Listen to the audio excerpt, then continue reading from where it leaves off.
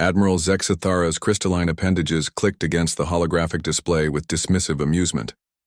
The assembled war council of the galactic hegemony erupted in harmonious laughter, a cacophony of chittering, bellowing, and harmonic resonances from a dozen different species.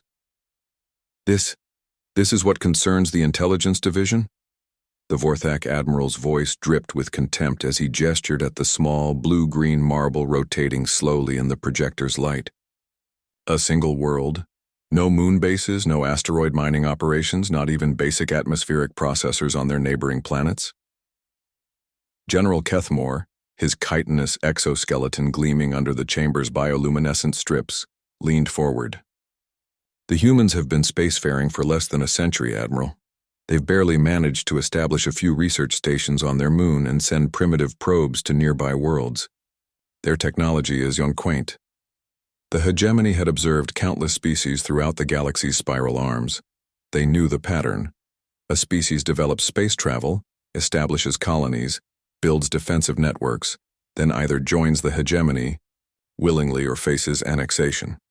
It was a tried and tested formula that had worked for over 10,000 cycles. Earth, however, represented something novel, a species so technologically backward that first contact protocols seemed almost unnecessary. Their fastest ships took months to reach their own system's edge. Their weapons were chemically propelled projectiles and primitive energy beams. Most amusing of all, they still used fossil fuels. Perhaps we should simply ignore them for another few centuries, suggested Dr. Yil Nara, the hegemony's chief xenobiologist. Her tentacles swayed thoughtfully. By the time they develop anything resembling a threat, they'll be grateful for guidance into galactic civilization. Admiral Zexathara's multiple eyes focused on the tactical display. Earth sat at the edge of a minor spiral arm, surrounded by unremarkable star systems. No strategic value, no rare resources, no significant trade routes.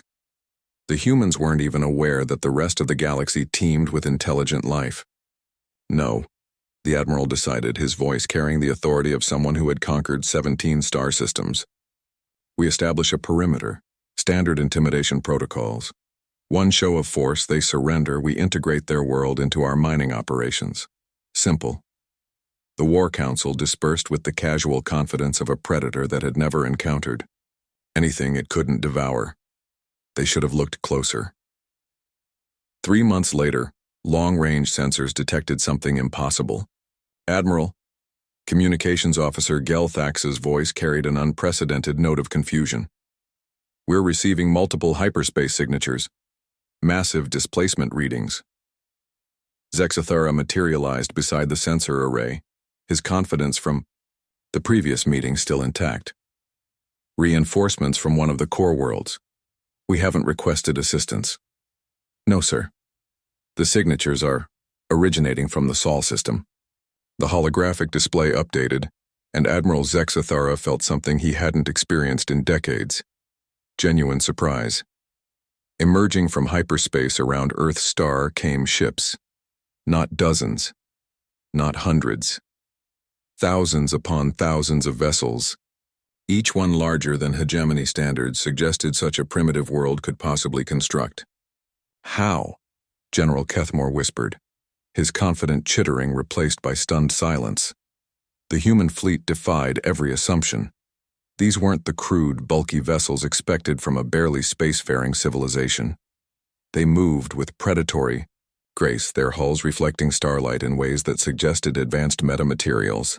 Energy signatures indicated power sources that shouldn't have existed on a world still burning hydrocarbons. Dr. Yilnara's tentacles writhed frantically as she processed the incoming data. These readings, they're impossible.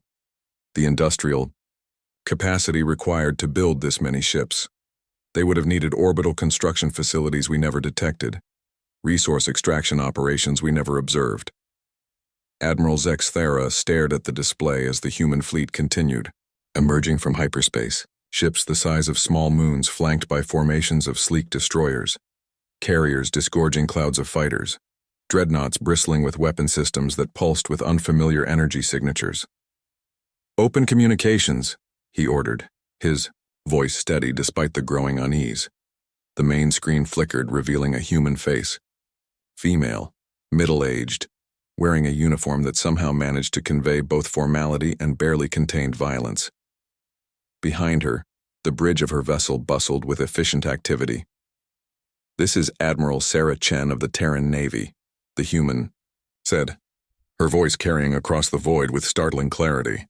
"You've been observing our world for some time. We've been observing you right back." Sexthera felt his confidence crumbling. "Impossible. Our stealth technology is quite good," Admiral Chen interrupted with what humans called a smile. "But you made one critical error. You assumed we were primitive. You assumed we were alone."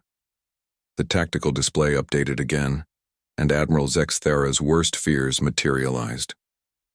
The human fleet wasn't just emerging from around Earth. Ships were decloaking throughout the system, revealing orbital fortresses, hidden shipyards, defensive platforms that had somehow remained invisible to hegemony sensors. "You see," Admiral Chen continued, "we've had a very interesting century. Turns out when you tell humans they're not alone in the universe, they don't panic. They prepare. We've been building, learning, adapting. Every probe you sent, every surveillance sweep, every accidental energy emission, we learned from it all." General Kethmore's voice cracked as he spoke. "Admiral, our fleet against their numbers." Admiral Chen's expression hardened. "You came here expecting to find a primitive world ripe for conquest. Instead, you found something you've never encountered before. A species that assumes the universe is hostile and prepares accordingly. We've been waiting for this moment for 87 years." The human fleet began to move, thousands of ships arranging themselves in attack formations that demonstrated tactical sophistication the hegemony had rarely seen. The geometry was perfect, each vessel positioned to maximize firepower while minimizing vulnerability. "This is Admiral Sexthera of the Galactic Hegemony," he transmitted, desperation creeping into his voice. "We can negotiate." "No," Admiral Chen replied simply. "You can surrender." The stars themselves seemed to dim as the human fleet advanced, their numbers so vast they began to eclipse the light of distant suns. Admiral Sexthera realized with crystalline clarity that the hegemony had made a fatal miscalculation. They hadn't discovered a primitive world ready for conquest. They had awakened something that had been preparing for them all along. As the human ships closed distance, Admiral Chen's final transmission reached the hegemony fleet. "Welcome to Earth's neighborhood. We've been expecting you."